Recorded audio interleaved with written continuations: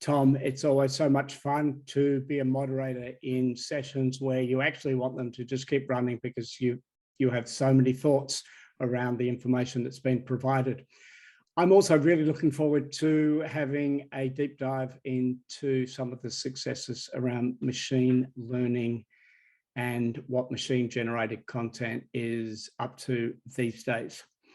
We are just letting people come across from the plenary session now. They're finding their way through the digital virtual office. Down the corridor, workshop 2 is the room on the left. I won't tell you the URL because if you are already in this virtual workshop, you know where we are. And by the way, you've chosen the right workshop. This is by far and away the most interesting one. Isn't it right, Tom? I think so, yes. That's why I'm in here anyway. So Tom Corbett runs the INMA Europe office. Tom is based in Belgium. Give a shout out, Tom. Wave so that people can see you. Tom's the best producer to have on the other end of the screen as well. Because don't jinx it, Robert. Don't jinx it. Because if anything goes wrong, then Tom is the guy who can just get on and fix it. The interesting thing, just as I fill in time before we give it another 60 seconds, Tom's in Brussels. I'm at the APAC desk of INMA, which is in Sydney, Australia. We are about 18,000 kilometres from each other. But in case you don't know this, there's a new tool that's been released in Zoom. And even though Tom is sharing the slides in Brussels, I'm advancing the slides completely seamlessly from Sydney, Australia, where it's coming up to about 3:15 in the morning and my computer is more awake than I am. So without further ado. And Robert, if I may intersect, we've set up this workshop, this Zoom session as a meeting rather than a webinar. So everybody is on camera and on microphone. If you have questions for our speakers during the Q&A, you'll be able to ask verbally. So, but please switch on your camera. So otherwise, so everybody can see your face. Otherwise, we're looking at a bunch of black screens, and that's just not as nice. Back over to you, over to Sydney again. Tom, thank you. My name is Robert Whitehead. You've seen enough of me today. I'm going to have a quick conversation about automation. Machines are doing a whole bunch of things. Sophie.io is now deciding what content should go where in print editions. We've got an example here. Can you tell me the difference between these two things? This is from the Norwegian business newspaper. It's a daily. If you can't tell, the one on the right has been laid out with editorial production, editorial laydown, depending on the terminology in your region, by machine. In fact, if your Norwegian's not very good, you can also see that they have gone from 16 page editors down to 1 or 2 as they've rolled this out. And I just highlight the example of the software that Aptoma has developed locally in Oslo for that. What we're going to see with United Robots here is an example of machines using human-generated templates to scale a whole range of areas in the newsroom for extra reporting coverage. And I think, Tom, we're going to have a quick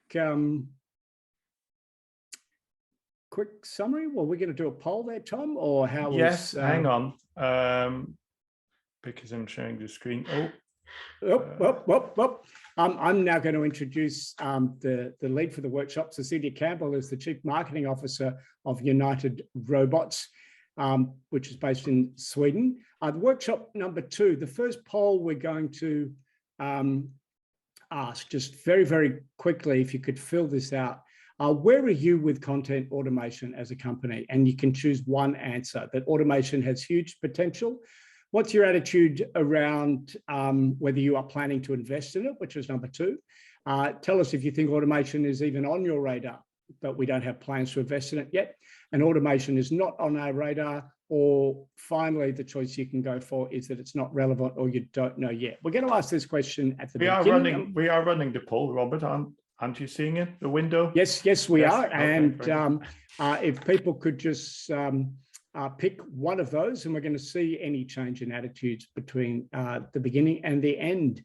I have not had an update about whether Gunnar is able to join us. So, Cecilia, while we're waiting for those results to come through, I might hand over to you. In fact, we're just seeing a quick snippet from the poll desk, which is telling us automation has huge potential for our business, sitting at about 46% of those who have so far chosen. And a further 15% believe that it also has huge potential and they're planning to invest in it. And then another 31% saying they're not there yet, but obviously they're here because they're curious. Absolutely perfect market for us to kick off. Cecilia Campbell, I'm not even certain I know what city you're in today. Can you take it up from here?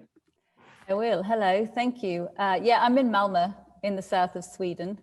I think that poll probably reflects sort of the state of the industry now, maybe a little high on the acceptance side. Because people are here, obviously. Let me share my screen. And then I'm going to run this. Can you see that now? We are all good. All right. So just before I start talking about content automation, just about me, to let you know that I have been working for actually one IFRA for most of the past 20 years, writing about digital transformation, specifically mostly about reader revenues actually. And I've been at United Robots since 2018. So before we delve into the specifics of how publishers use content automation today, I want to zoom out and do a quick overview on what this tech is and where it fits in the context of newsrooms. So at United Robots, we felt we've reached sort of a tipping point at some time in the middle of last year. Suddenly, interest in content automation took off among publishers. And in January this year, the publication of Reuters' yearly trend report marked another milestone. The report has covered AI in the newsroom for some years now, but 2022 was the first time it mentioned robot journalism specifically. So newsroom automation is, of course, a much bigger topic than just automating the content production. Artificial intelligence is used to automate a number of processes in newsrooms today. Some are internal, like news alerts and tools to help with things like tagging. Others directly affect the reader experience, such as personalization or content recommendations. And I think if you're interested in learning more about AI in the newsroom generally, I would highly recommend looking up the Journalism AI project run by the London School of Economics. So let's look at content automation specifically then. When robots write text, it happens in one of two basic ways. By far the most common technology used for editorial purposes is NLG, natural language generation. So the basis for any NLG text is structured data. The facts and the story are in the data, and the technology then uses a more or less sophisticated system of templates to generate text from that data.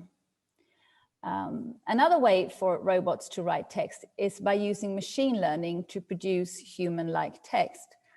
And to do that, the robot uses a language model such as GPT-3, which was used for that much talked about Guardian op-ed that was written by a robot and commissioned about a year and a half ago. A lot of what that robot wrote was pretty brilliant, but some sections and conclusions were completely random. So the advantage of using NLG is that the data, the templates, and the rules that drive the system mean it's possible to predict and control the outcome. You know the correct facts will be included, and if there are mistakes, it's possible to backtrack and resolve the issue. NLG also enables variation, so the system can write any number of different texts based on the same data points. For example, in sports, you could have one article written from the home team's point of view and another from the away team's. There are two basic types of providers in the NLG space. So there's companies like United Robots who build and operate the text robots, and then we send the content to the publisher. But more common are the providers of self-service tools where the publisher uses their own data source to generate content in-house. So why are publishers deploying content automation beyond the obvious benefit of freeing up reporters' time? So with robots, it's possible to expand coverage beyond what is feasible to do manually. And because there's no limit to the number of texts robots can write, you can cover many more hyper-local stories.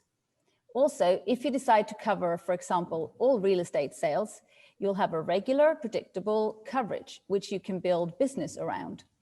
So, and robots finally are very efficient, and this is kind of an extra bonus of this technology.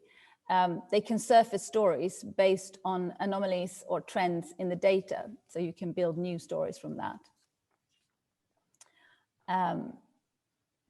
But it's also really important to understand the risks as well. And most of these we have definitely encountered one way or another over the years. The biggest risk we see is inconsistent, irregular, or incomplete data. So the content is only as good as its source.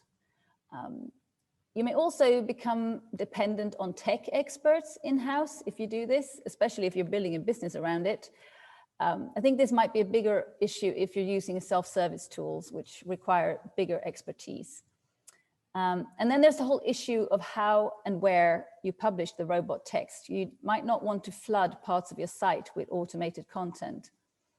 And finally, of course, if it's done badly, it could damage your brand. So in our experience, there is a sort of sweet spot for how reporters and robots complement each other in the newsroom. I'll come back to that when I talk about the different use cases in a little bit. But I've included an example here from Aftonbladet in Sweden. The robot flagged up a story in the traffic data of a flooded street. It sent out an alert to the newsroom and wrote a first quick news story. And that was then followed up by a reporter and photographer who went out and covered the story. The robot and the reporters each did what they're best at. So I'm sure we'll hear more about from our guest speakers about how robots fit into the newsroom's daily work as well. So that's the sort of bird's eye view of content automation in newsrooms today.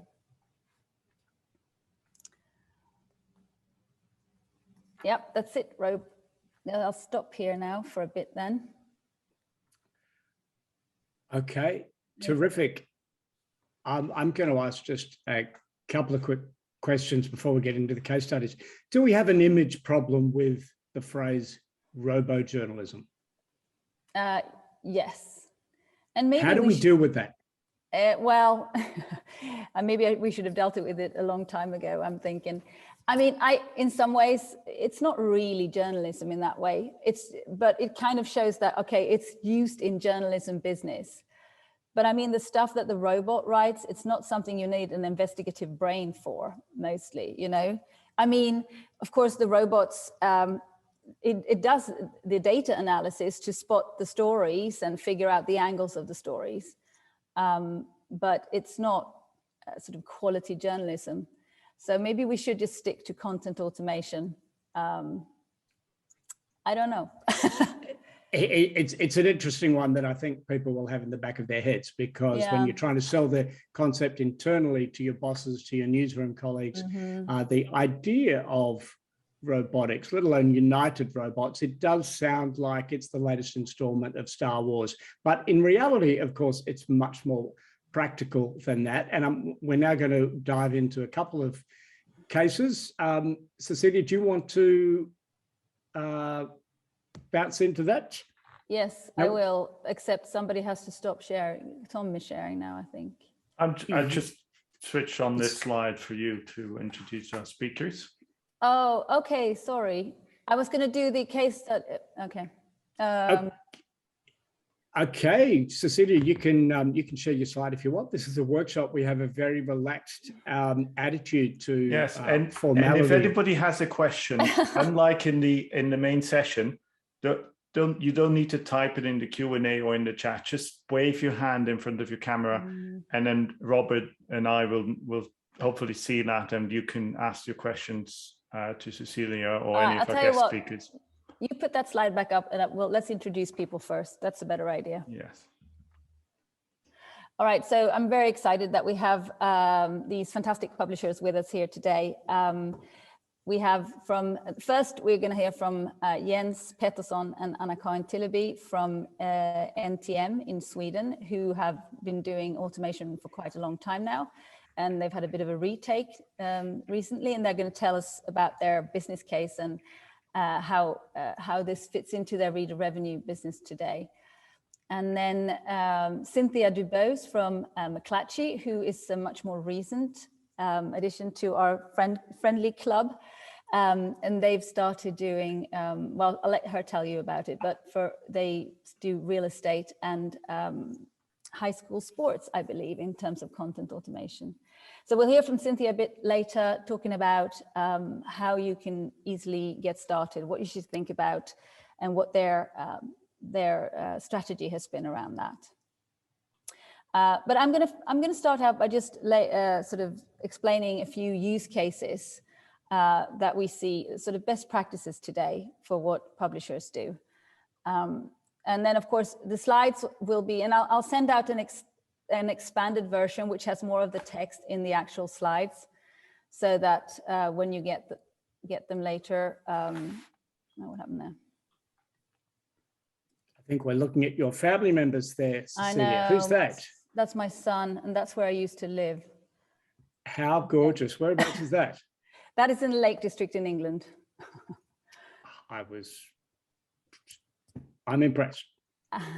Okay, so let's look at some of the best practices for how publishers use content automation today. All the use cases I'll talk about are based on one or more of the values that you can derive from automating content production. So volume. Robots, of course, can write any number of texts in the same amount of time. The volume of text they produce mean you get a wider, more granular, potentially hyperlocal coverage.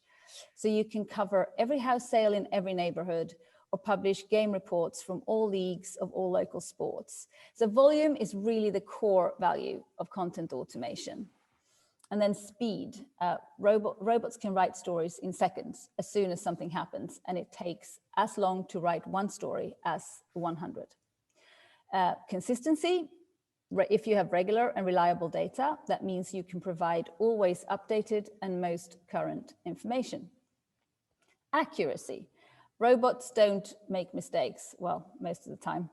And if something is in the data, it'll be in the story, but if it isn't, it won't be in the story.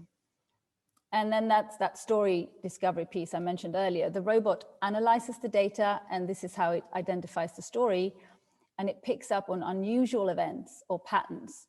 And those insights can be used as alerts for the newsroom to follow up and build extended or completely new stories. So let's look at some of the current best practices in terms of use cases. Robot written content drives conversions for many of our publishers. Automated real estate content is particularly good at this. So the value in this use case is primarily volume. Reporting on every house sale in every neighborhood can drive subscription sales, with the logic being that the news closest to home is the most relevant. In other words, people will pay to read about the house that sold down the street. Norwegian regional publisher Bergens Tidende, which is part of the Schibsted group, they've been particularly successful at driving reader revenues through real estate content. A year and a half ago, they set up a home sales vertical on their site that is entirely populated with robot-generated content. And this content drives about 1,000 subscriptions a year, which is equivalent to about 5% of all the article conversions on the entire BT site. I think this next use case is one of the most compelling we see. It's about filling any gaps in the local reporting map and thereby adding relevance for readers. So this in turn adds value to the subscription offer. And to achieve this, most publishers use a combination of different types of automated content, like sports, company registrations, house sales, traffic updates. And the automation value here is a combination of volume and consistency, mainly. So robots write about every house sale, every new business, every match played, which means all local communities are covered regularly. And local media group Gota Media in the southeast of Sweden does exactly this. They have worked extensively to get their metadata to a point where it supports distribution of the automated stories to the right readers across the 15 news sites. This is a publisher we often mention when the old question of whether robots are replacing journalists come up. So 1 year after they started publishing automated content, Gota Media actually filled 25 new journalist positions in their newsrooms as part of their investment in quality local journalism, and by extension, the reader revenue business. Okay, so speaking of journalists, you want to make sure they spend their time producing high impact journalism, not routine reporting. The automation value at play here is volume. With robots taking care of a lot of routine reporting, reporters have time to do the qualified journalism that supports the journalistic mission. The two combine to add value to the subscription and the news brand as well. So a couple of hours west of Stockholm, Bonnier News Local publishes the local paper Bergslagsbladet. This is a newsroom of 5 reporters and 1 editor-in-chief. The newsroom uses robots to cover most of the local sports games, as well as real estate, company registrations, and traffic. And according to editor-in-chief Helena Tell, being able to free up journalists from covering matches in particular has been impactful. So those reporters now focus on stories that affect the wider community. And let's stay with sports. Sports can be a tricky one. It's not something that all readers care about, but those who do care a lot. In a local publishing context, offering blanket coverage of local sports can make you unique. With robots doing the basic game reporting, it's possible to cover all sports always and drive engagement in local communities. The automation value here is primarily volume, but also speed, because match reports can be published more or less at the final whistle. And this is what regional publisher NDC in the Netherlands have done. In the first post-COVID season, they decided to start automating coverage of local soccer games, all 60,000 of them. This is content completely unique to them, and their goal is to drive engagement in local communities. In fact, they are mapping this content against their subscription funnel, and it looks like this. The robot texts on amateur soccer games are free, aimed at getting new readers to the top of the funnel. Their logic is then that breaking news and results for pro sports are also free, but anything produced by their own reporters is premium, whether it's about amateur or professional sports. So the final use case I'm going to talk about is different in that it's about creating a standalone new business. With robots doing the bulk match report work, it's possible to relatively easily create a sports vertical. As with the previous case, the value is in the volume and the speed of reporting that automation brings. And this particular publisher case is pre-COVID. It's not right now. Local media group NTM, who we'll hear from in a bit, set up a sports site with the reader promise of covering all soccer in the region of Östergötland, every game down through Division 6. They did it by combining reporters and robots in the newsroom.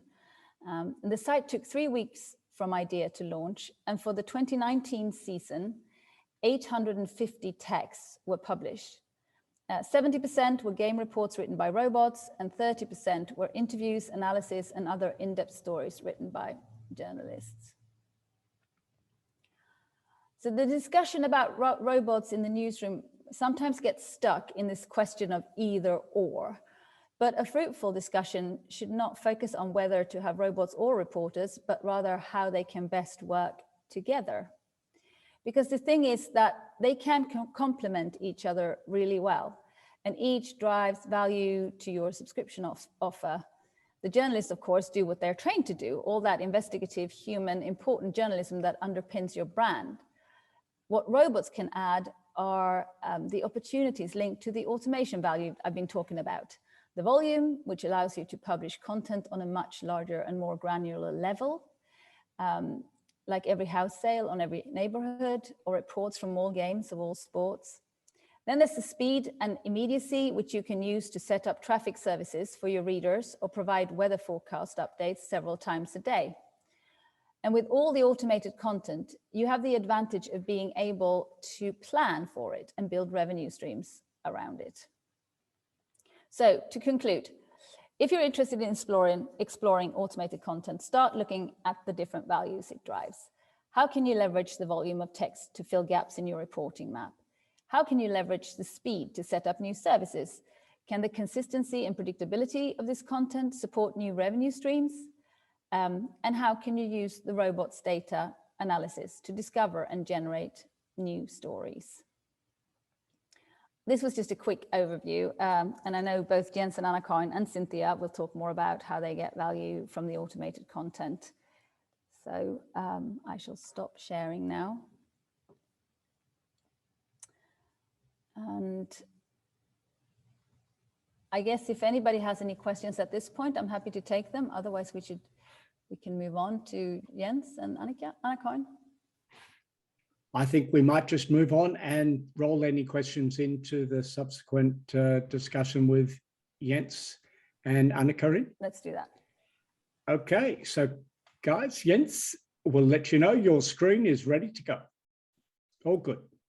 Excellent. Thank you, Robert. Can everyone see the screen right now? Is it okay? Yeah, fantastic. Yeah, excellent. Thanks for having us here on Zoom today. I'm really looking forward to do this kind of stuff in person. I think all of you are looking forward for the autumn.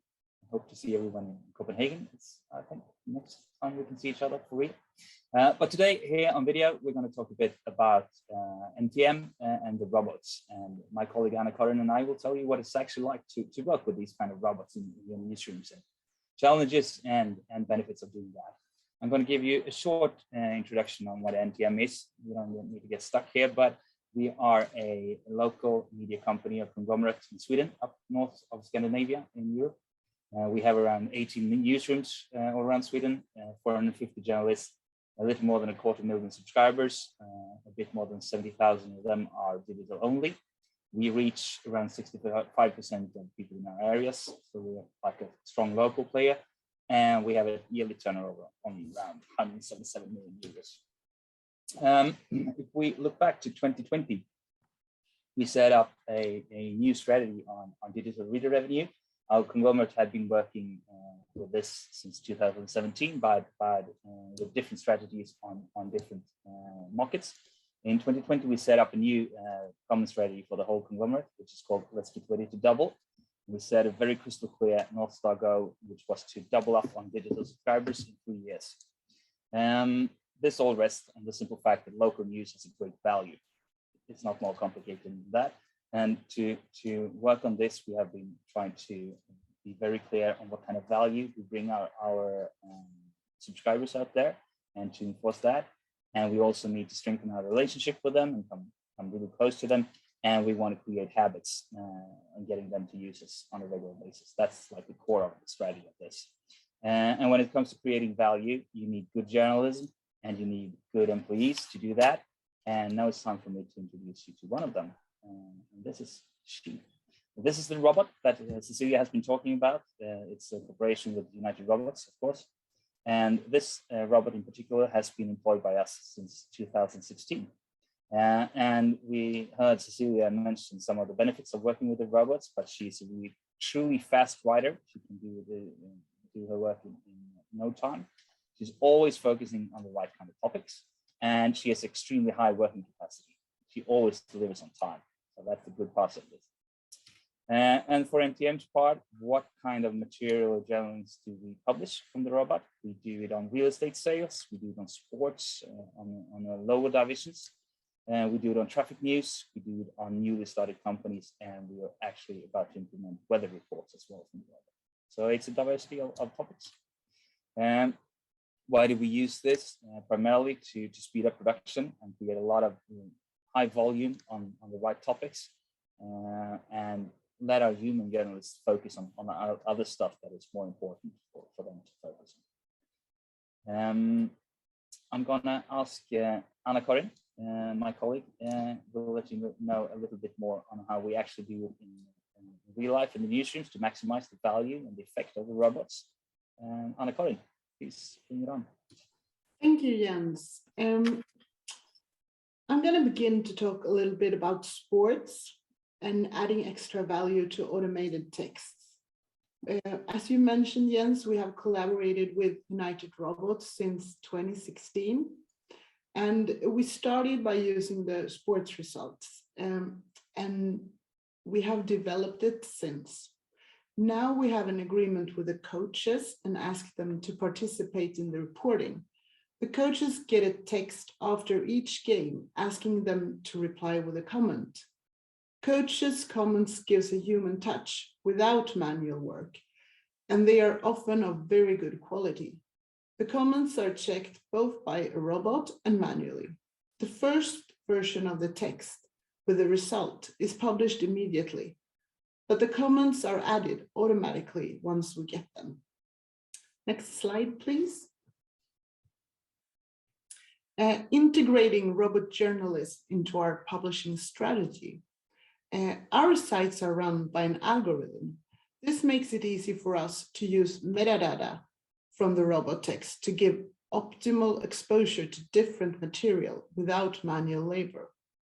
Real estate prices are super popular content.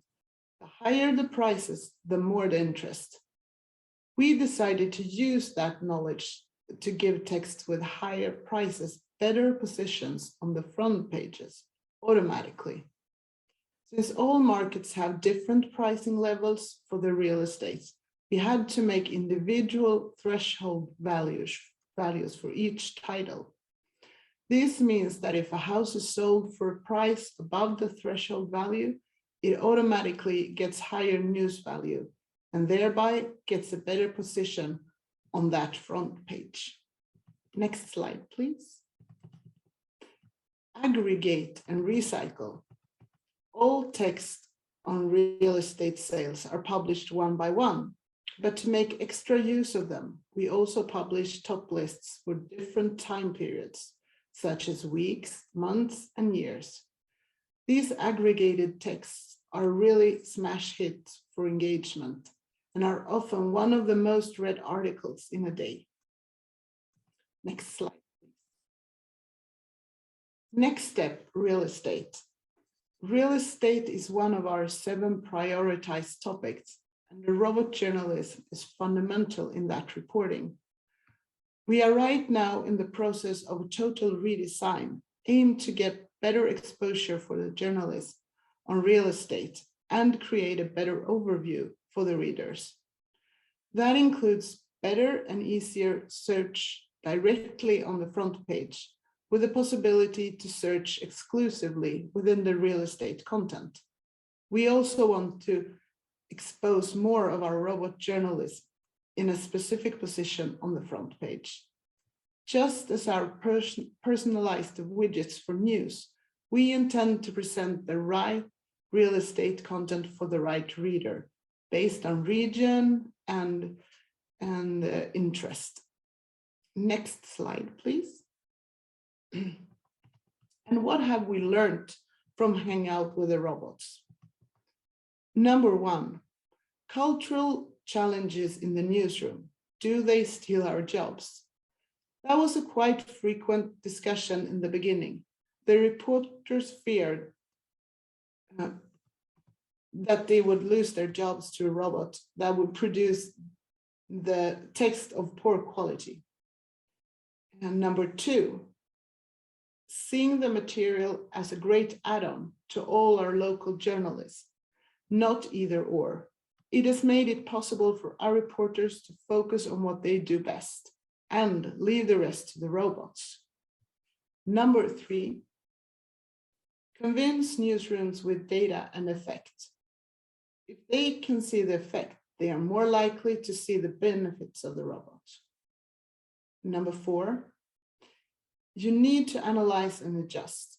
Invest time in optimizing the use of the content, when and where to publish, to get the most out of the text in page views, spend time, and conversions. Number 5, simplify the process. Almost everything is published automatically on our sites. One of the big benefits of using this material is that it's time-saving and efficient.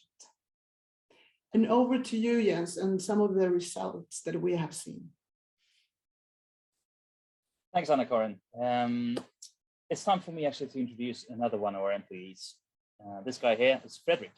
He is actually the most read reporter in NTM the last year. In 2021, his work resulted in 4.9 million page views from subscribers. And he's been covering like crime and COVID-19, so he's into really popular topics, of course. But he's a really productive reporter. But there's actually one more employee who has been even more productive, and I think you can guess who. Yeah, the robot. At the same time as Frederick got those 4.9 million page views, the NTM text robot actually generated 9.4 million page views. So the winner is the robot in this case, of course. When we were asked to participate in this presentation, I got very clear instructions from Tom and from Robert, our excellent moderator today. Show us the numbers. So, okay, if Robert wants the numbers, he will get them on YouTube. If we take a look on acquisition and we look on conversions on articles, the number of new subscribers on our Robot text last year was 952. That's like 2.5% of our total conversion on articles.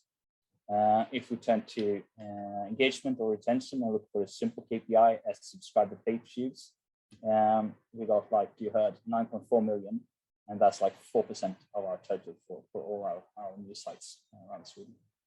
And if we look on another KPI on engagement and retention, spend time on average per article and reader, we get a little bit different outcomes for the different kind of topics. Sports is the one who has the lowest number on average, 70 seconds. Then you have traffic with 20, new companies 27, real estate sales 31, and real estate top sales 40 seconds on average. And overall, we might conclude that real estate sales is like the most that's the kind of articles that creates the most value for us in reader revenue. It's one of those subjects or topics that we found out when we've been doing deeper analysis that our readers really care about. And if we look on the turnout on the robot text, that makes us sure that this is an important part for us in reader revenue. That's about it for us, actually. I'm sure there are some kind of questions out there from Robert or anyone else. Thanks for listening. Thank you, guys. Let's run through a few questions here, because a great snapshot of what's happening in the real world. I don't know whether Cecilia is also, we can spotlight Cecilia as well, Tom, but I think we've got a couple of questions for both. And if anyone has any questions, don't hesitate to just raise your hand. In fact, I've just seen Rodney Gibbs pop up. Now, for those who aren't following the human data records, Rodney Gibbs is currently leading the tally of the most questions for the 5th annual INMA Media Subscription Summit. There is a prize. He gets free entry into the next Media Subscription Summit, which is in person. No airfares, no hotel accommodation, but free entry. If you are at the top, we will, of course, be monitoring that data. Rodney, I think you haven't failed to ask a question so far, and I think it's up to numbers. You've asked 7 questions, so I'm expecting that you'll have one here. I just wanted to start with one for Jens. You say that a robot is twice as effective as the journalist. What about the cost? For us, if you compare the cost to the income on this kind of project, we are sure that this is a good decision to invest in this. So the answer is that the outcome is higher than the cost for us. I think it's a really powerful statement that you are the chief digital reader revenue officer, and in fact, you're the chief robot advocate within the organization, which is, I'm certain, not something that you expected, but it's because of the clear correlation between the revenue that you can generate from scaling the content and otherwise. It's not always this easy to get data though, Cecilia. I'm just wondering whether you might be able to give us a snapshot of the sources of data that are available typically. Not every market has as much data as, say, the United States or Sweden. Just very, very quickly talk about the sources that these guys are drawing on. Yeah, I mean, obviously, it really varies from market to market, like you say. And in Sweden, there's quite a lot of public data available. So in the case of real estate content in Sweden, we use, and in Norway as well, we use the government official figures. That we tried that in the States at one point early in the early days with Gannett, did not work so well. We'll come back to that. Yeah, we tried to use the data from in New Jersey, and I think so. We have learned that lesson that we have to partner up with good data providers to be able to really guarantee the consistency and the quality. And Corinne, quick thoughts from you around the human effort that goes into getting these templates right. What kind of focus goes into that? What level of opportunity for creativity? And how often do you need to refresh the template so it doesn't feel like I've read this story 10,421 times before? We encourage our web editors to personalize, especially the real estate text, because we see that gives good effect. But if they don't want to, they don't need to. I mean, then it just pops out, and we have very advanced technology so that they can publish during the day. We don't get 10 texts in the morning and nothing in the evening. We have a specific schedule for them. How many different templates do you work from? We have the same template basically, Jens. No? Are you thinking on how the texts are structured, Robert? In different ways? Yeah, the variation. Yeah, I think it's a good. That was one of my biggest concerns in the beginning, that there was a risk that every text would be like the other ones. But I think United Robots has sorted that out quite good. So you get quite a good variation. I don't know the number of templates, perhaps Cecilia does, but I can't really read all. If I read 10 texts, you will not recognize the same flow in every one of them. So they get quite good at variation. Yeah. And it's not as if our human reporters ever write the same story twice. Cecilia, you had a point? No, just quickly. I mean, the templates are actually basically on sentence level. And then there are thousands and tens of thousands of possible combinations. Right. So it's not like you're going to get the same text. It's not like a mail merge thing, It's not a template like that. No. Much more sophisticated.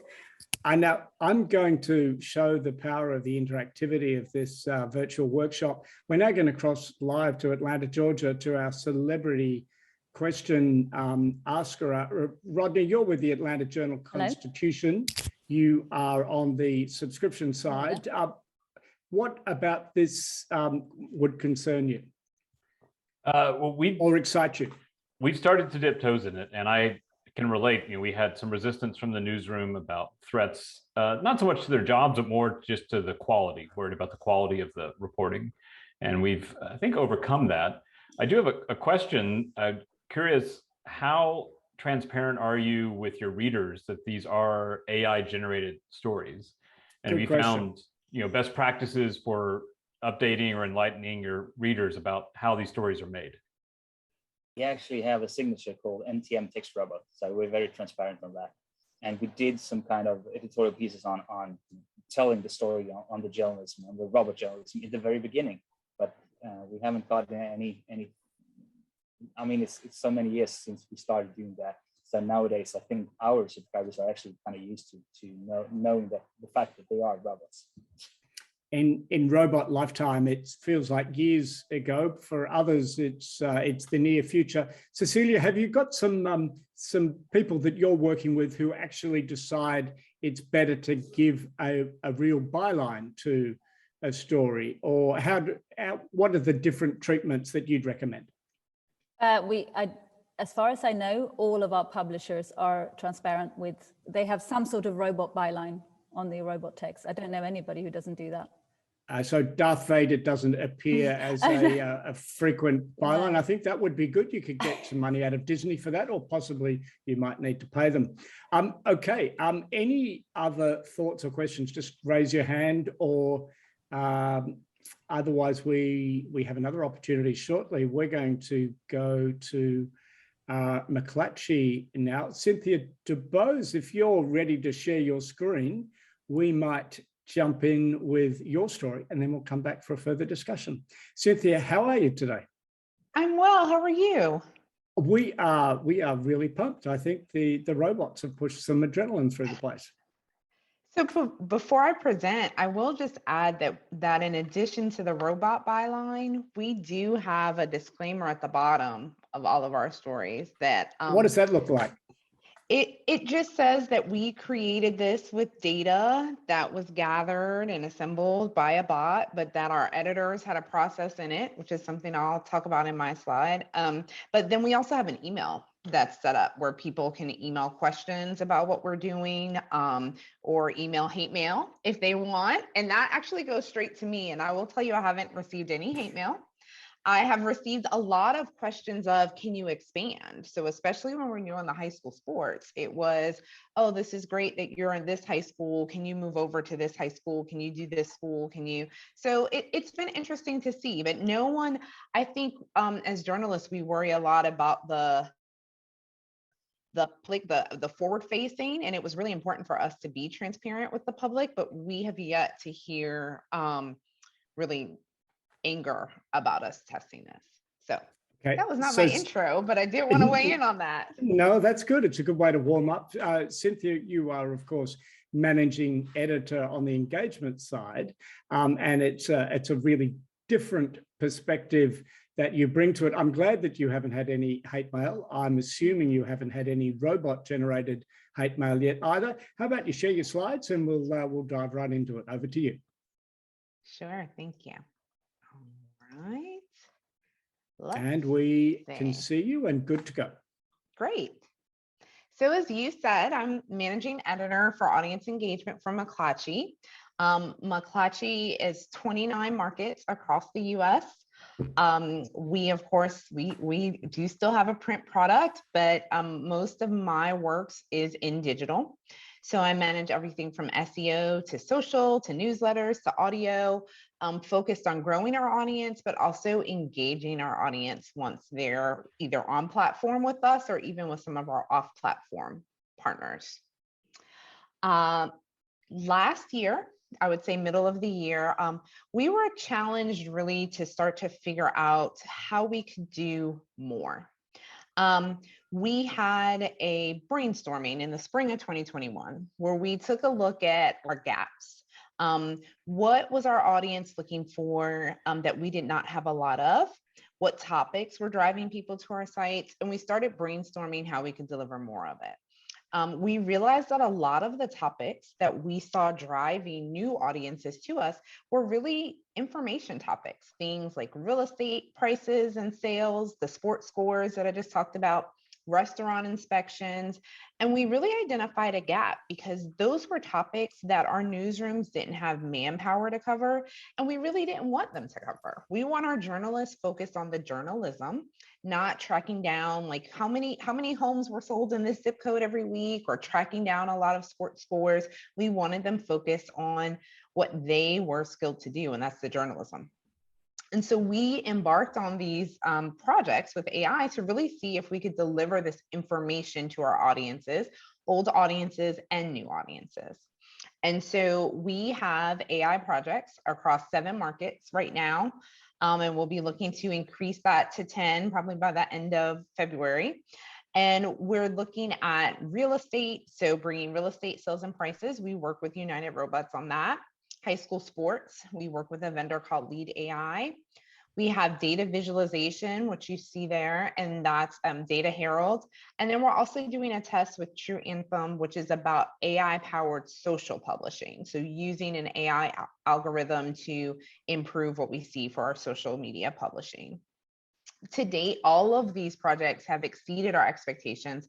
They've grown our reach, and we actually track week by week the unique visitors that they're bringing to our site. So I'm going to talk a bit about how to get started. That's what I was asked to explore, and I'll stop and talk a little bit about where we kind of stood in this too. First, discover your gap. So it's great to say we want to test AI, but you really need to ask yourself, what's the problem you're solving for? For us, again, that was, how can we bring more of the information? We really want to be a community portal. How can we bring some of that information to our sites? If you don't know where to start, I would start with data. Do you see your audience gravitate towards a topic that you're testing or that you wish you could do more of? Or is it a process? Just like we're talking about, testing the social media, is there something where you feel like in your distribution or within your newsroom that is taking more time than it should, or that should really be streamlined? Because if you had more time over here, you could be doing more of this type of journalism or something that you want to automate. And so once you have that gap, I think it's easier to then move forward and figure out what type of test, what type of vendor, what type of partner do you need? Next, and my friends who have been longtime robot users spoke to this a lot, understanding your capacity and your culture. So first, just understanding what is available, right? This is not the scene from the sci-fi movie where the robots are coming to take over our lives, but it is a changing tool. And so some resources, journalism, AI, NYC Media Lab, there are a lot of resources out there to just help you hear a case study or see what others are doing in that space. And that was where we started. We did a lot of interviews with newsrooms that we known had dabbled, that might have had a project and then kind of concluded it, just to really understand what they did. And through there, that was actually how we found United Robots, just through like, okay, it looks like they worked on this project, they worked on this project. And that was how we found all our vendors. It was really through word of mouth and talking to other publishers or looking at some of these resources. Next, figuring out what can your newsroom handle. So I will tell you that the 6 markets or the 7 markets where we're doing the test, only one is a really small market. I think we have about 7 or 8 people in the newsroom.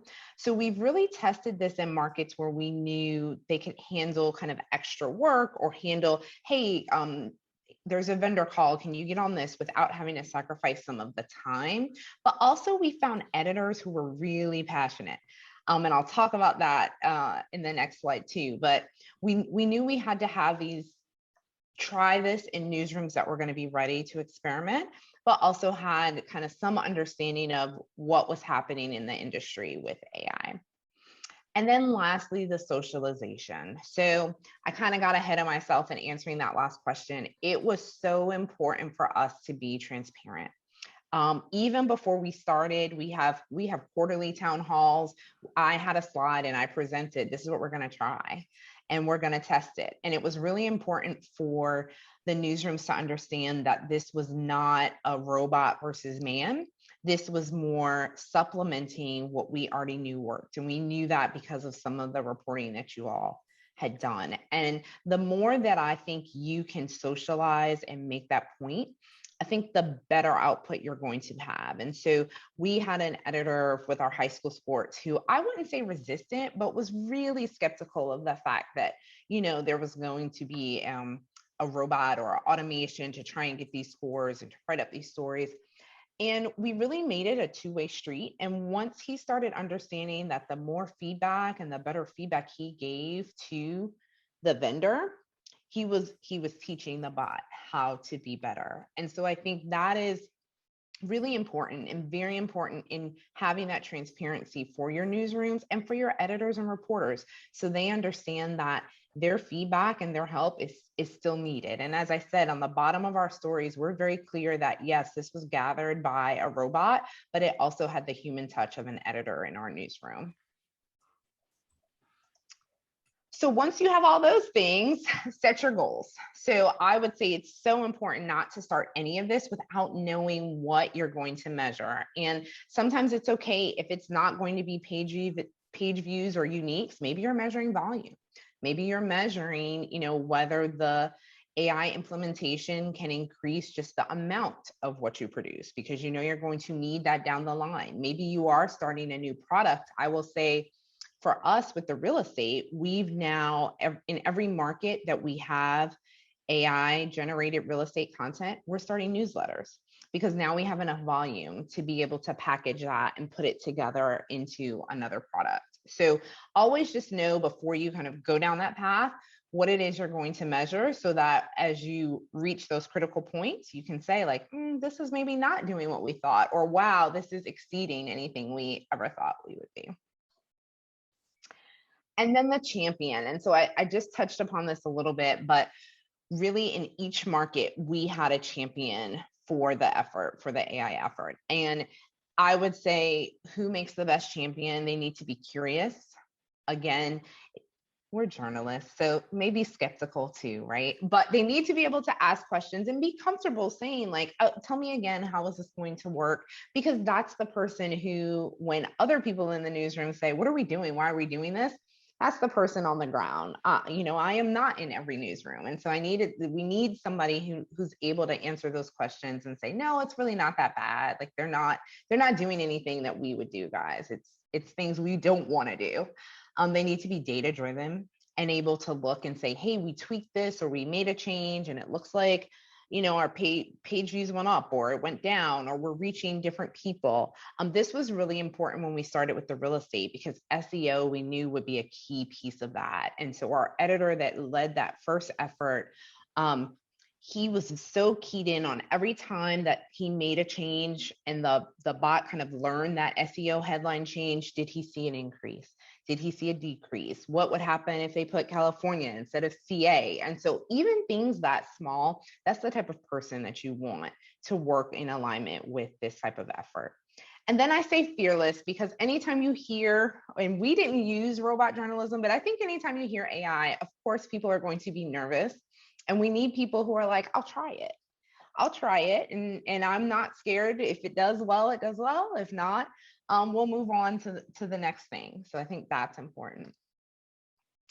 And then lastly, just expect the unexpected. And I think this was mentioned, you should prepare for machine error. We did have one time before we realized we really needed to space out the publishing. We did have where everything kind of stacked up on our social accounts.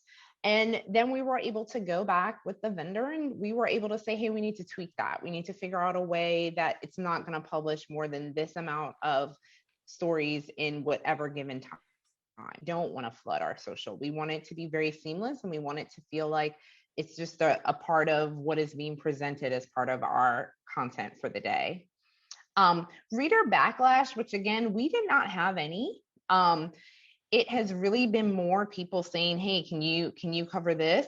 We have had times, which I think someone mentioned, where the information that the bot scraped was incorrect. And so the story was incorrect. And it's interesting because, again, when I write back and say, thank you, here's where we're getting our data. And so this must have been reported incorrectly.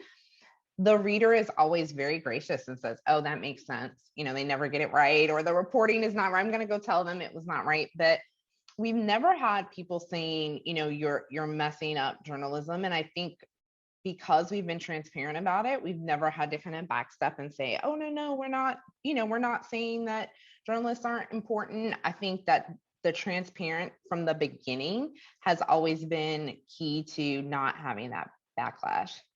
And then lastly, expect more ideas. So we started this and we were prepared for editors to be upset.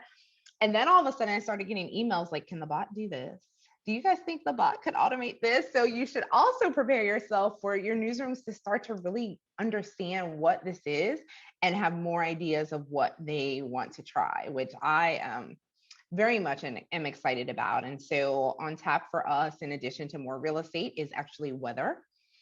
And then also trying to see if we can automate a process around our high school athletes of the week. So those were all ideas that came from newsrooms that saw what we were doing initially and wanted to see if there was a way they could improve. So I will, and then get started. I will stop there, and I don't know if there are any questions. Stop sharing. We might just do some specific questions to Cynthia if anyone has them up before we bring some of the others back to a broader panel discussion. Cynthia, I'm very keen to learn the words you found worked best within the newsroom. The choice of vocabulary in terms of getting people on board. What words didn't work and what phrases and descriptions did work? You must have given this an awful lot of thought. Yes. We did not use robot journalism. So we found that it worked better to say what we're doing is presenting information, because that is where we are. Even with weather, it's more like the bot is scraping. And I think for a lot of our newsrooms, people understand the idea of scrape. Like if you think way back, I won't say how long I've been in the business, but there's always been a reporter that can say, oh no, I can go to the website and grab that info. And so I think we use that a lot. They're scraping the data, they're gathering the data. So we say that we're using the bot for information, which we are, and that our journalists are creating the journalism. I always give the example of when it comes to real estate. We have real estate reporters in some of these markets. They are not covering the most expensive home that sold last week, but that's something where the United Robot Spot is helping us cover that story. They're going out and doing the trend stories of this neighborhood is no longer for the middle class. There, home prices, there's no more affordable housing in this part of the state. That's what they're working on, and that's the journalism. But the information of what is being sold and here are the top 10 sales of the week, that's something that they were not doing, but it's information that they see as valuable. And then taking it a step further for us, when we package those stories from our journalists, along with the information, that allows us to have then a really nice layered newsletter for people who are interested in real estate in their town or their city. Okay, so that you say that you avoid the phrase robot journalism, but I noticed in one of the screenshots you had one of the bylines as being the Herald bot. Yes. What kind of research has McClatchy done on the terminology that's acceptable to the audience?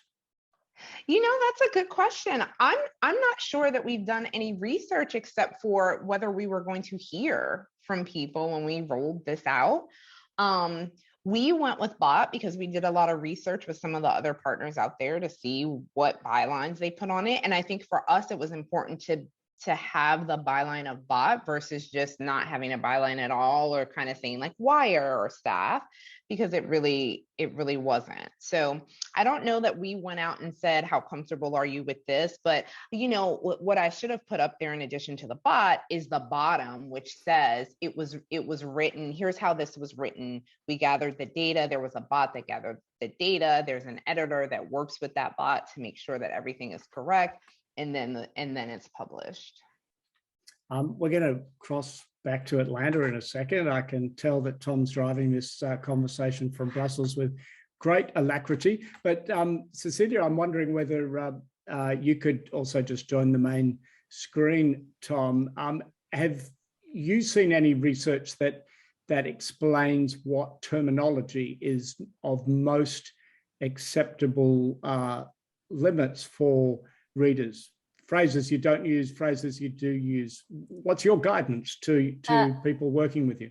I haven't seen any research on it. So I can only tell you what sort of best practice based on what's going on right now. And I think that the Bergens Tidende in Norway, they, much like McClatchy, they have more of a couple of sentences of a disclaimer saying that nobody in the newsroom, this was written by a robot. But most of the Swedish ones, they will say this is like Aftonbladet's text robot or something like that. And I haven't seen anything. I mean, I know there was a small survey early days with MIT Media, who were like the very first pioneers in this, and where people were asked whether they noticed that it was a robot that had written it, and people had, but it didn't seem to sort of matter one way or the other. I mean, the texts are not, they're pretty basic. It's not very controversial normally what's being said. So. But yeah, I'm sorry, I don't have any more research on that. Now, Rodney Gibbs is going for question number 9 of the 5th annual INMA Media Subscription Summit. I don't think anyone will be able to catch you in this competition. The prize will not be awarded until the end of Module 5, but it is free entry to the first in-person subscription summit. Robert, I just got a message in my ear in workshop number 3 that somebody missed 11 questions. That is simply not true, Rodney. We'll verify that. We'll get our algorithms to verify that. Rodney, you've got a question that you've posted in the chat. Do you want to share? Sure, thank you. That's a dubious honor, I think, to have the most questions, by the way, but I appreciate it. Not at all. We very much value your input. Yeah, and Cynthia, I see we share a connection to the Atlanta Journal-Constitution. Nice to meet you. You mentioned that it sounded like you promote AI-generated stories in a similar or identical fashion to traditional stories. And I was curious if you would elaborate on that. And the backstory is, I know some newsrooms that are apparently just letting Google do all the work, because they come out so fast and they're keyword rich, just making it like a Google land grab versus promoting it on section fronts or in the social promotion and elsewhere that you would a traditional story. Do you treat them differently, or you treat them the same when it comes to promotions? Half and half. We have a hybrid model. So they do appear on section fronts. We do not treat them any differently. We do have one tweak. One of our markets allows them on section fronts, but kind of prioritizes them a little bit below what is staff written. But we have another market that says bring them all, like let them all in. It's a real estate section front, and this is real estate content, so let it fly.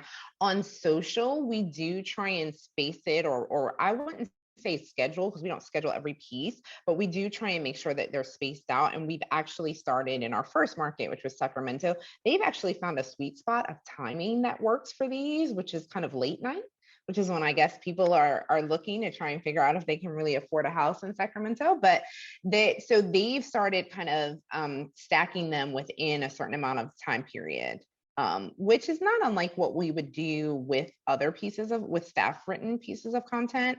But I think it's different in that a lot of our content we just kind of let flow in. And so right now we're kind of doing more massaging to make sure that it's not just like, here it all is. So that's the difference on social, but on section fronts, it's treated like any other piece. Cynthia, I've got a quick question before we cross to Toronto and Sonali, who's on standby.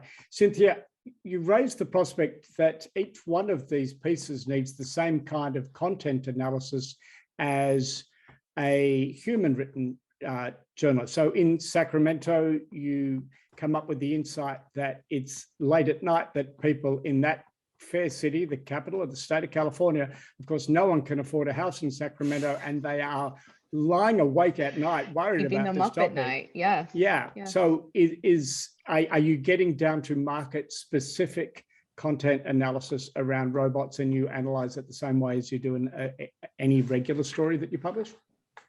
We analyze it, yes, the way we would any regular story. I don't think we're necessarily making the distinction of this is robot published as much as this topic seems to do well at this time. And we also judge it as far as kind of like the reach, right? So we have in different markets, there are certain thresholds. For this story performed well, we don't change that threshold for the content that is written by the bot. So we, in fact, again, Sacramento, because that was where we first started, so we have more longer time period, we started to see that certain areas of real estate were not performing well. And so we kind of scaled back and focused on other zip codes that were. So we're really judging it just like we would a staffer writing these pieces. Okay, the next part of this question is discovering how you share the sweet spots. If one market in your network discovers that something is working better, what's your internal process? So you're in 7 markets, you're launching in more. What process are you doing to share best practice? And Cecilia, I might get you to follow up with how you look across all of the use cases and try to share that. Cynthia? Yeah, so we have a powerhouse team, our audience development team, and they are a team that works across all. They are in their newsrooms, but they are a centralized team. And so they meet weekly. So they're sharing that information and they're saying, oh, you're getting ready to launch. Here's what we found. Here's what we learned. And we're doing the same with editors. So as I stated before, we're launching in 3 additional markets with real estate. And so we had a kickoff call yesterday. We had our editors that launched us off on the call to be able to answer questions. And I walked through, here's what we learned. Here's what we're going to ask you to do. Here's what we need from you to start this. So we really want to make sure, again, when I talk about that champion, it's such an important role. And so we bring them in from the beginning and make sure that we're sharing what we've seen in other markets and also let them know that they're free to try. We would have never learned that about Sacramento if we didn't have an audience development editor kind of saying, I wonder what happens when I do this, or, hey, I've noticed this. So that it's important for us, but we do have a lot of meetings set up to where we're really trying to share, especially with the experiments. It's so important that we share so the next market can build on what we've learned. Cecilia, how do you take the best that you're learning from your use cases and spread them across your network? Through my brilliant colleague, Caroline and Marcel, who work in customer success. They're really good at that. And actually, I'm sure it'd be interesting actually to hear also from Jens and Anna-Karin on this topic, like how do you share the data? Because I happened to see some slides last week that were very interesting. And I know you do some internal work on this, don't you? Anna-Karin, please fill in.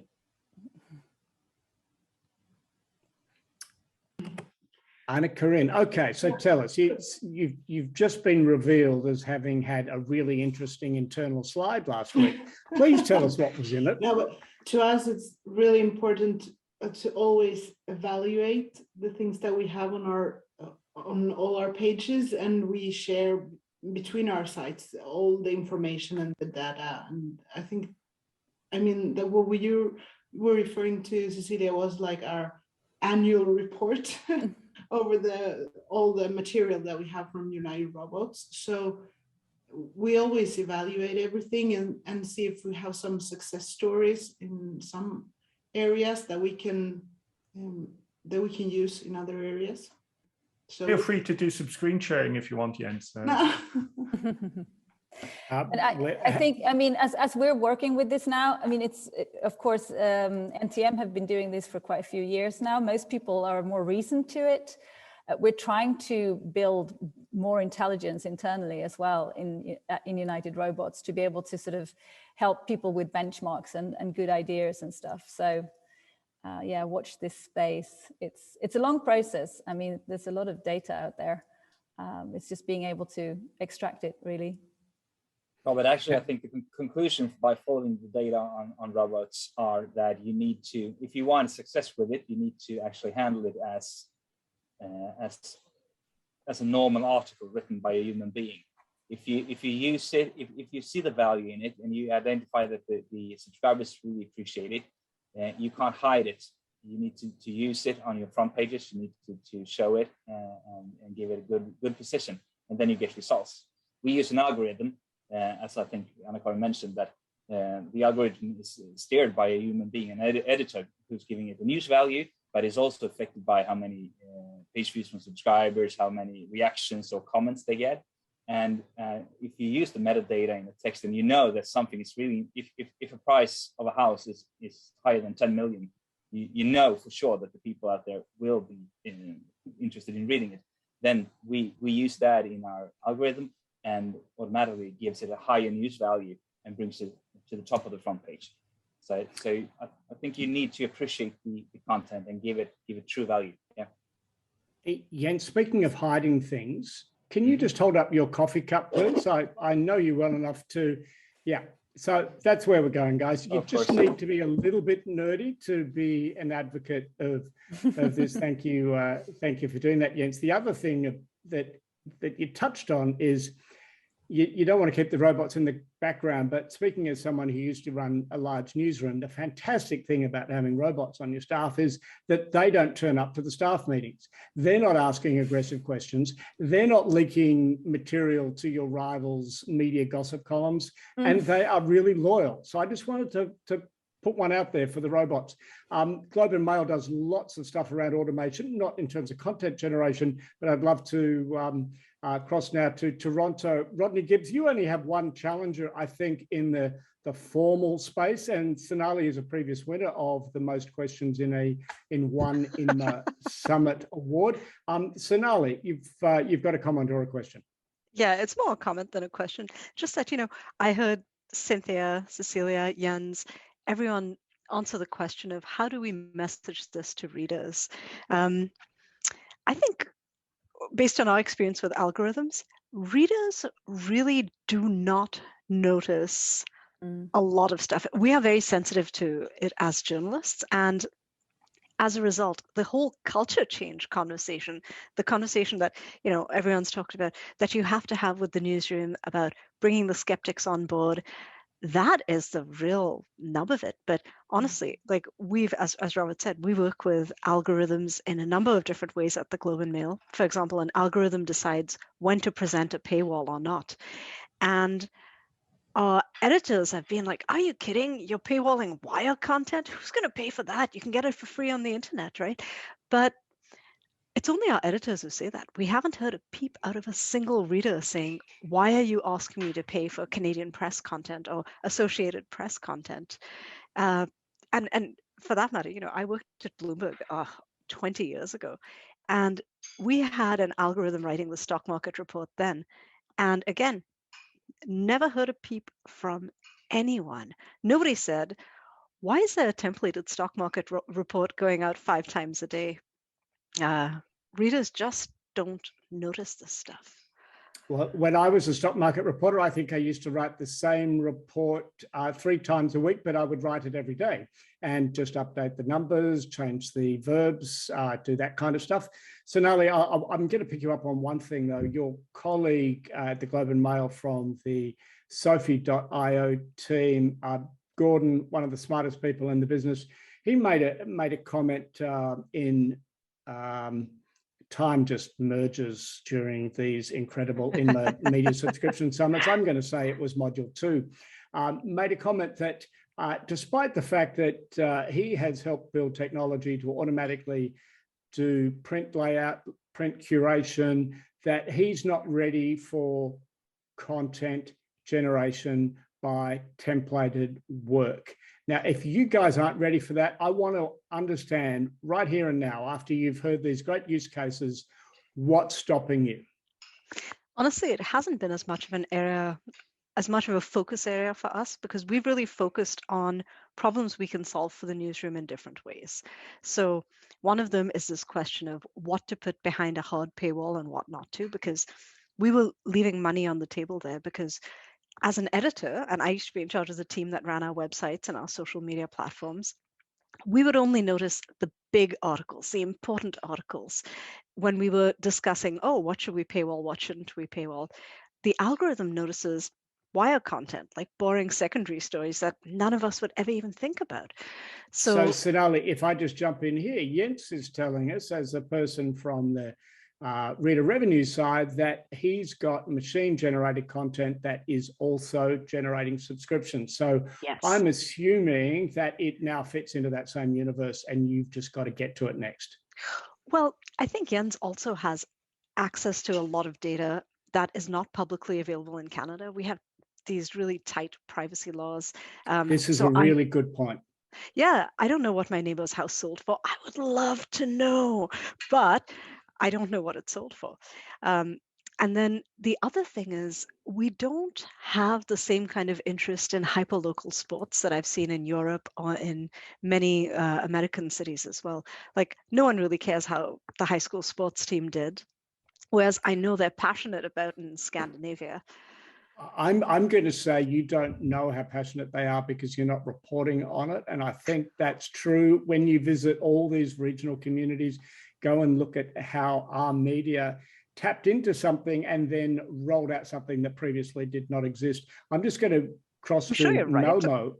I just want to say, I'm sure you're right. right, but Canada is not a great sporting nation the way. Although I have to say, we do have a publisher in New Brunswick who have gone Brunswick live, News, yes, with junior ice hockey leagues. So we'll see how that goes. Well, hopefully we'll hear from them at some point. I thought it's just a different sport, but they're... Yeah, I thought Sonali was going to say Canada's not a great sporting nation. The way you're going in the Winter Olympics, that might be correct, of course, but we've got some Norwegians on the call. And we, of course, know that Norway is guaranteed, by robot or not, to win the Winter Olympics every single year. Cecilia, talk us through differences.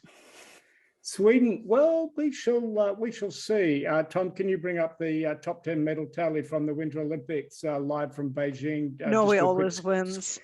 The bitter Canadians. Wins. Now, speaking of winning, Cecilia, what are your best markets for data sources? You mentioned that public data is not always available. Where else do you go? Have you found it an impenetrable obstacle anywhere, or do you just need to be clever about where you go? It's much harder in some places than others. I know in Latin America, beyond sports, we're struggling a bit. And that might not be because I don't know the details of this. It might not be because data is not available, but because it's maybe, it's not available to buy, or we can't find the right providers. Oh God. Oh, there we go. Oh my goodness. You are entirely. Okay, it's only day 4. Okay, this could change, but that's fantastic.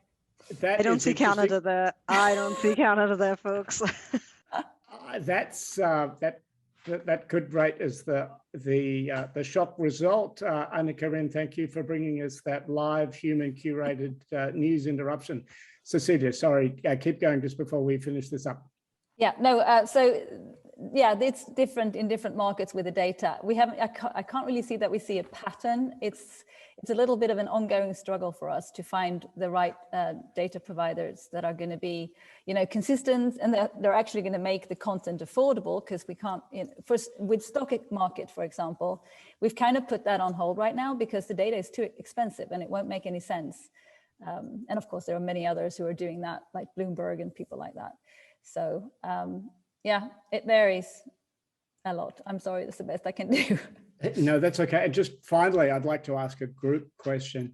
What are the next untapped areas, data-rich areas that can be used? Let's keep in mind that some of the global investigative initiatives that are coming out of alliances, multi-country alliances, are using rich data sources where the robots are doing the reading and then pulling things together. What else is out there? Cynthia, Cecilia, Anna-Karin, Jens, what's your favorite topic? Are we going to get the next Star Wars installment reviewed by a Darth Vader offspring? What's next? What's the rich vein that we're about to get into before we finish with a comment from Rodney Gibbs?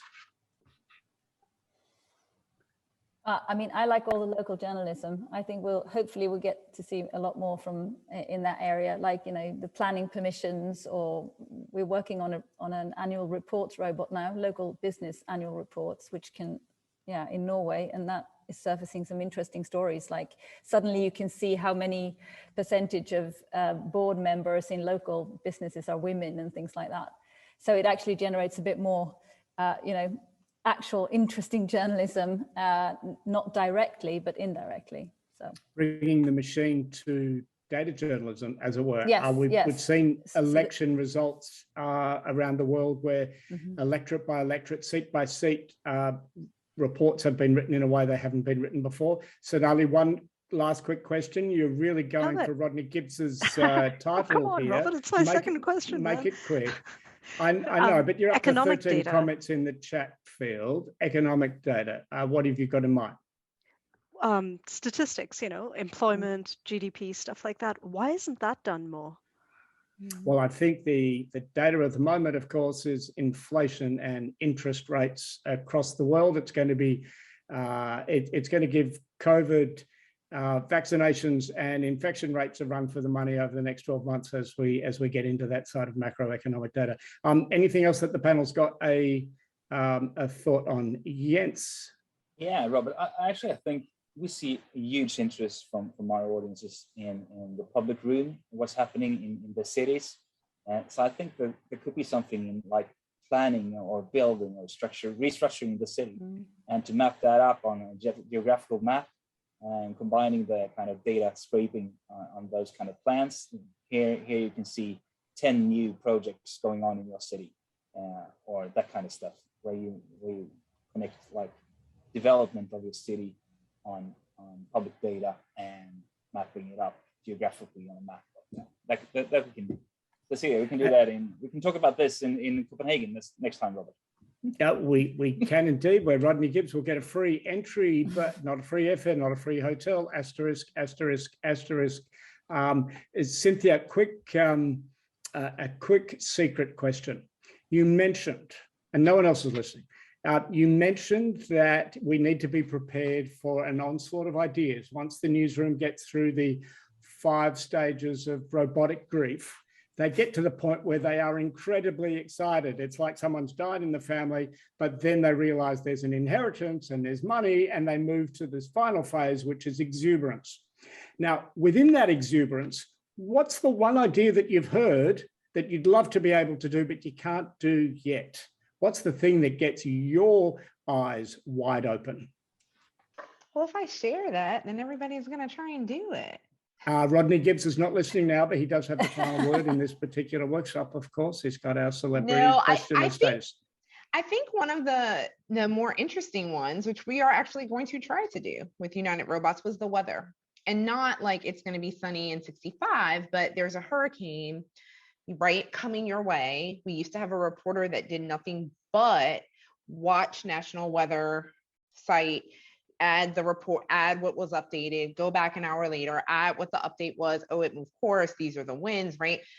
If we can use the bot to scrape that information, then that reporter can be doing more of a service of here's where the shelter is, here's what the city is doing, here's what the county, here are the numbers you need, right? And so that one I think was like, oh, that makes absolute sense. And we have certain markets that have urgent weather, right? So again, not your daily, but we're in this emergency weather. How can we leverage the fact that we have a bot that can grab that information and put it in a format that people need and do it quickly?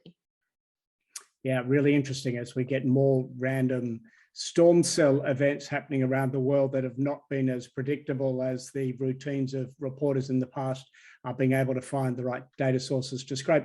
Anna Corinne, do you have a final thought of what you'd love to do next?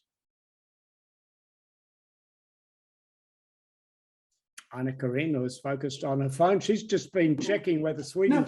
No, I'm actually also thinking that the weather, because we're going to start trying out that bot right now. So, and for us, it's more day to day, actually, the daily weather, because in Sweden, our audience is really, really focused on the weather.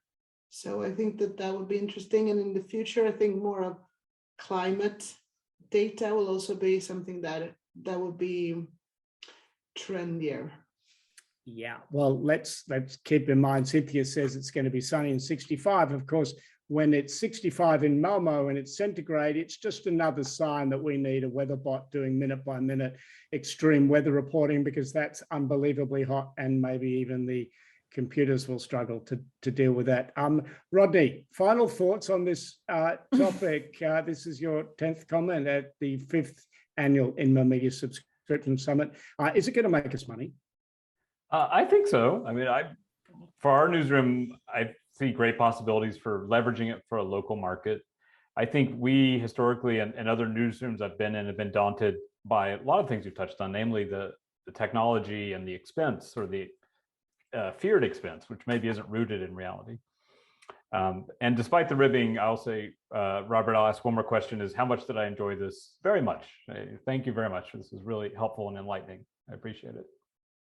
Well, thank you for everyone. Rodney, thank you, especially to you. I look forward to seeing your performance metrics for module number 4 and module number 5, which will be coming up.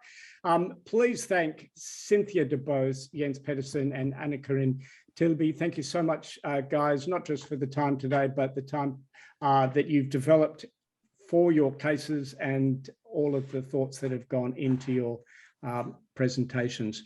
I'm now going to quickly wrap up and make certain that you are in the right mindset for module number 4. This is a really, really exciting one. If I had a pick, number 4 would be right up there. It's going to be run by Susie Watford, who was recently Chief Marketing Officer at the Wall Street Journal. She is just a force to be reckoned with in this space, and incredibly interesting look is planned at pricing and value creation and how those bundles are coming together. We've got a professor from Harvard, and you take of what the Springer Premium Group is doing. They are leading the space in this. The Daily Maverick in South Africa is talking about a very unusual model. We've got some nice stuff out of Italy, and Peter Gray from the Wall Street Journal, who used to be with the Financial Times way back, is looking at planning, scaling, and how the experiments all come together and build to something greater. And then Alejandra from Dagbladet has done some incredible work leading the development at that company in Oslo. She is both the Chief Executive Officer and also the Editor-in-Chief, which in Scandinavia is not that unusual, where you've got those functions coming together to help drive greater reader revenue generation. We are now going to thank all of you for participating. Our speaker bios are shared. The results of the polls will be shared. All of the presentations will be available for Module 2. If you are concerned that you had a fear of missing out and you wanted to know what was in Workshop 1 or Workshop 3, by the way, they were not as interactive, were not as good as this. Rodney Gibbs, for example, did not participate in Workshop 1 or Workshop 3. And Tom was only joking. There wasn't anyone who asked 11 questions, but you can also see the recordings of those workshops. Cecilia Campbell from United Robots, I can't thank you enough for your work pulling together today's workshop, but also making certain that there is such an enthusiastic bunch of cases out there who are willing to share their stories about how machine-generated journalism is taking us into a new era of revenue generation by creating scale and depth in spaces that we have not done before. So thank you so much, everyone. I know we've got people morning, noon, and night right across the globe. This is now my farewell from workshop on robotics. Thanks sincerely to United Robots for their work, and we look forward to seeing you all for Module 4, which will be coming to you live from London or available anytime to download at inma.org. Use the special link that all the delegates have been sent.